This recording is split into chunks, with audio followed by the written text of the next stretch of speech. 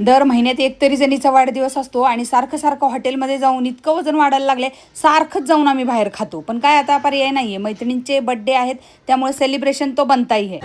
कसं वाटतंय पूजा तुला? खूप छान. कशासाठी छान वाटतंय? की त्यांना धोपटून काढ उशिरा आल्यात. ही सगळ्यात उशीर आली, नाही, लेट सगळ्यात लेट. पहिले मी आले. माझं घर इथंच आहे, मागच आहे.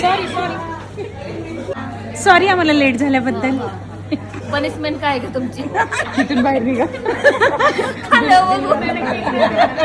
जेवण तर होऊ द्या. जेवल्यावर बघू. आम्ही जेवतो, बिल भरून घरी जा. चालतंय. Okay okay okay. जेवायला तर द्या ना पहिलं. जेवून मग जा. दीपाली गेली. दीपाली का गेली? दीपालीला म्हणलं बिल भरायचं म्हणून दीपाली गेली. गपना. आता थांब, हात भरतात खातात. कधी भाजीत पडतंय ते. पूनम गपना पूनम. एक्सक्यूज मी.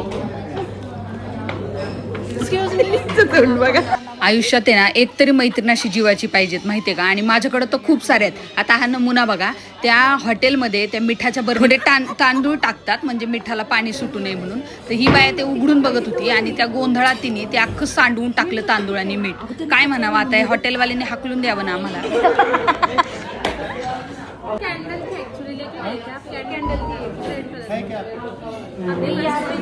टेबल साफ करके गया ना, तो उसमें गई ब्लू कलर की.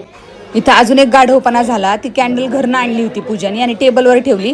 तो एक मुलगा टेबल साफ करायला आला आणि तो कॅन्डल पण घेऊन गेला. काय म्हणावं आता.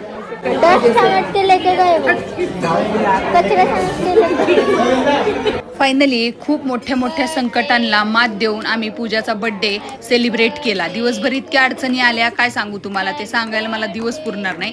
पण फायनली बिचारीचा वाढदिवस झाला, तो आम्ही खूप छान सेलिब्रेशन केलं आणि सगळ्यांनी पोटभर जेवले. आम्ही मुलं पण सोबत घेऊन आलो होतो. छान छान फोटो सेशन झालं.